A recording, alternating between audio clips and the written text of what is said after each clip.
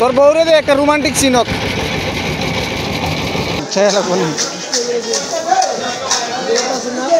হ্যাঁ ভাই সমস্যা নেই।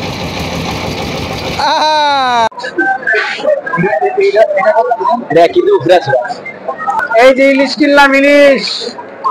কলকাতার বাবুরা খাবি নাকি ইলিশ? দিব না।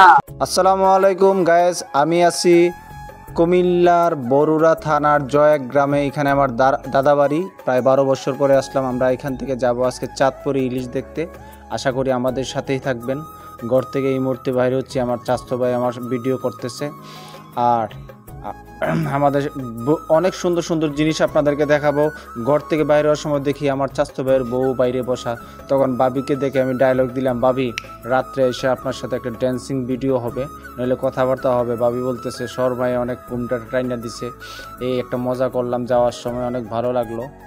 এইটা দাদাবাড়ি থেকে বাইরে হবার পরে রাস্তা। অত্যন্ত সুন্দর গ্রাম, মনোমুগ্ধকর পরিবেশ। কি দেখতে সুন্দর লাগে, প্রকৃতির কি অবিরাম সৌন্দর্য যেন ফুটে ওঠে। এই পাশেই আমার দাদা দাদির কবর, আমার জেঠার কবর। পৃথিবীর সমস্ত সৌন্দর্য যেন গ্রাম বাংলার সৌন্দর্যের মাঝে বিমোহিত হয়ে থাকে। দেখেন গ্রামের চারপাশ কত সুন্দর দেখতে, কত সুন্দর লাগে, মনোমুগ্ধকর। তামিম চশমাটা ফালাই দিছো নাই? তুমি যে যাইতেছো আমাদের সাথে, তুমি খুব খুশি নাকি?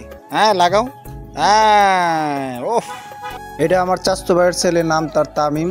এত বছর পরে কাকারে সে কাছে পেয়ে খুব খুশি, তার হাবভাবেই তা বোঝা যাচ্ছে। এই মুহূর্তে আমার চাচতো ভাইকে টমটমুলার সাথে দাম দর করতেছে, ভাড়া নিয়ে দর কষাকষি চলতেছে। আমরা ফুরিয়ে নিলাম ভাড়া, তারপর আমরা রওনা দিলাম চেঙ্গাডার উদ্দেশ্যে। ওইখানে গেলে আমরা বাসে উঠবো চাঁদপুরের উদ্দেশ্যে। টমটম দিয়ে যাওয়ার সময় চিন্তা করলাম একটু গ্রামের সৌন্দর্যটা আপনাদেরকে দেখাই, তাই ভিডিও করলাম। আমার চাচতো ভাই বললো ভাই ভিডিও করেন, দর্শকরা অনেক ভালো লাগবে, গ্রাম দেখতে সবারই ভালো লাগে।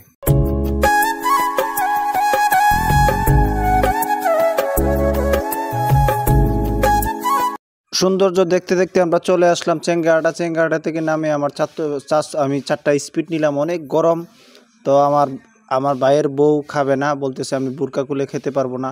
আচ্ছা যাক, ওটা নিয়ে গেল। আর ওইদিকে আমার চাচতো ভাই ও দেখতেছে, গাড়ির জন্য অপেক্ষা করতেছে, গাড়ি দেখতেছে কিভাবে যাওয়া যায়। বাসের জন্য আমরা অপেক্ষা করতেছি। অনেক খোঁজাখুঁজির পরে আমার চাচতো ভাই জানতে বললো এখান থেকে আমরা বাসে সরাসরি নিবে না, তাই আমাদেরকে যেতে হবে সিএনজি করে মুজাফফরগঞ্জ। তাই আমরা একটা সিএনজির খুঁজে তড়িঘড়ি করতেছি। চাচতো ভাইও দেখতেছে, ওয়েটিং করতেছে। অবশেষে আমরা একটা সিএনজি পাইলাম, আর সিএনজি দিয়ে আমরা চলে গেলাম মুজাফফরগঞ্জ। মুজাফফরগঞ্জ গিয়ে আমরা বাসে উঠলাম। বাসে উঠে ভাড়া নিয়ে একটু মজা করলাম কন্ট্রাক্টরের সাথে। কন্ট্রাক্টরটা অনেক ভালো ছিল, মিশুক ছিল। তাকে বললাম যে 40 কিলোমিটার জন্য তুমি 100 টাকা ভাড়া নিচ্ছ, ব্যাপারটা কি?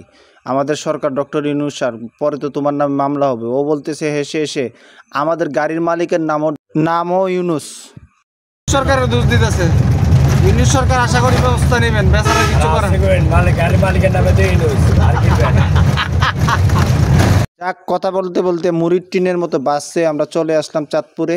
এই বাসে ভাই, এই যে বুকদা বাসে ভাই উঠবেন না ভাই। কুমিল্লা থেকে যদি চাঁদপুর আসেন ভাই, রাস্তা 100 বার বোধহয় থামায় ভাই, অনেক কষ্ট হয়েছে। এই কথা বলতে বলতে আমরা হাসলাম দুই ভাইয়ে। যাই হোক, তারপর আমরা ইলিশের ঘাটে যাওয়ার জন্য, নদীর ঘাটে যাওয়ার জন্য একটা অটো নিলাম। অটো চলতে চলতে হঠাৎ সামনে রাস্তার কাজ হইতেছিল, তাই আমরা অনেকক্ষণ জ্যামের মাঝে বসে রইলাম। বসে বসে অপেক্ষা করতে থাকলাম কখন জাম ছুটবে। যাই হোক, কিছুক্ষণ পরে জাম ছুটলো, আমরা আবার রওনা দিলাম। দেখতে দেখতে চলে আসলাম আমাদের সেই কাঙ্ক্ষিত জায়গায়। এখানে এইটাকে বলে মেঘনা ইলিশ ঘাট, কেউ বলে বড় স্টেশন, আরও অনেক নাম আছে। তাই এখানের সিনারিটা, দৃশ্যটা, অপরূপ দৃশ্যটা আপনাদেরকে দেখাচ্ছি। এখান থেকে আসলে জেলেরা যায় ইলিশ ধরতে বা ইলিশ শিকার করতে।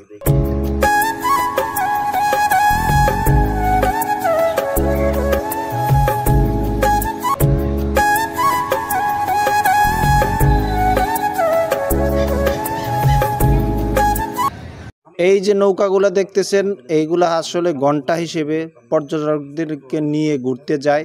ঘন্টা হচ্ছে গিয়ে 300 টাকা, আর আধা ঘন্টা হচ্ছে গিয়ে 150 টাকা। আমরা আধা ঘন্টার জন্য একটা নৌকা ফুরিয়ে নিলাম।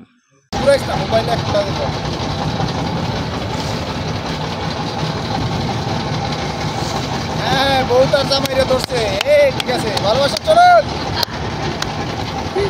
আমার সাথে আমার চাচতো ভাইয়ের বউ ছিল, আমি ফাইজলামি করে বলতেছি ধরো বউকে, ধরো দইরা টিকটক করো, নাইলে জড়িয়ে ধরো, নাইলে হাঁটু গাড়া করে ভালোবাসার অফার দেও, এই বলে আমার ছোট ভাই আর তার বউ রোমান্টিক সিনে আছে অবশ্য।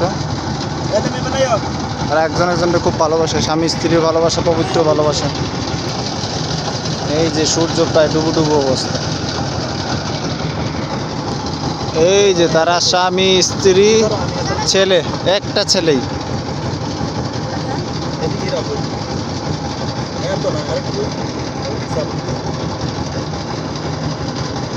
হ্যাঁ ছবি তোলো, এনজয় করো, লাইফ ইজ এনজয়।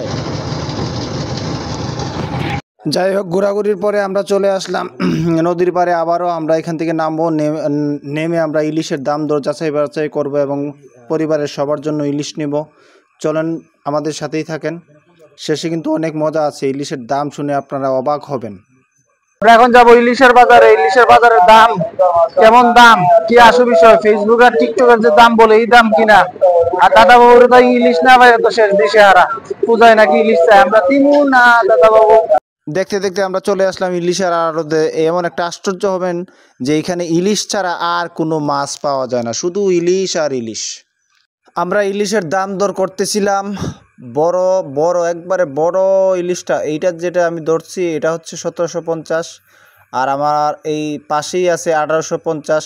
আবার আমরা অন্য সাইডে গেলাম, বলছে 2200 টাকা। আবার ছোটো সাইজের ইলিশগুলো আছে 600 টাকা কেজি। আবার এর চাইতে আরেকটু বড় সাইজের ইলিশ হচ্ছে 950 টাকা কেজি। আসলে ইলিশ দেখছি রাজা বাদশার খাবার দাবার, কোনো সাধারণ মানুষের আয়ত্তের বাইরে না ইলিশের দাম। এত দাম থাকলে কিভাবে ইলিশ কিনবো? সরকারের কাছে অনুরোধ জানায় যাতে ইলিশের দাম কমানো হয়, সাধারণ মানুষের সাধ্যের ভিতরে যাতে রাখা হয়। কারণ সাধারণ মানুষরাও চায় যে তাদেরও জিহ্বায় চায়, মাঝে মাঝে তারাও ইলিশ খাইতে মন চায়, কিন্তু এই যে দাম, এই দামের ভিতরে কোনো সাধারণ মানুষ আসলে ইলিশ কিনা সম্ভব না, এক প্রকার অসম্ভব।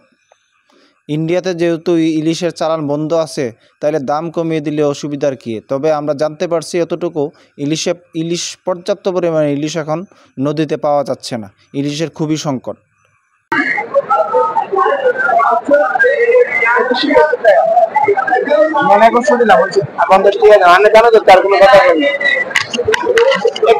আমার চাচতো ভাই একটা ইলিশ নিল, সেটার দাম হচ্ছে 2370 টাকা, আর আমি দুইটা ইলিশ নিলাম মাঝারি ধরনের, সেটার দাম আসছে 2150 টাকা। তারপর আমরা এগুলো নিয়ে বাজার থেকে বাইরে হইলাম।